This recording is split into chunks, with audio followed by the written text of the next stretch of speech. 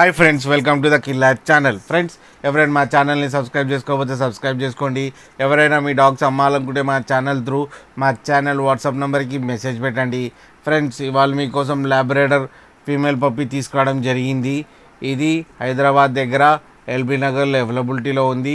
And దీని owner ఏం చెప్పారంటే ఇది 2.5 months బేబీ అని చెప్పడం జరిగింది. అండ్ ఇది ఫీమేల్ పప్. అండ్ ఫీమేల్ పప్కేమో 11K డిమాండ్ చేస్తున్నారు. అండ్ రేట్లో స్లైట్గా నెగోషియబుల్ ఉందని చెప్పడం జరిగింది.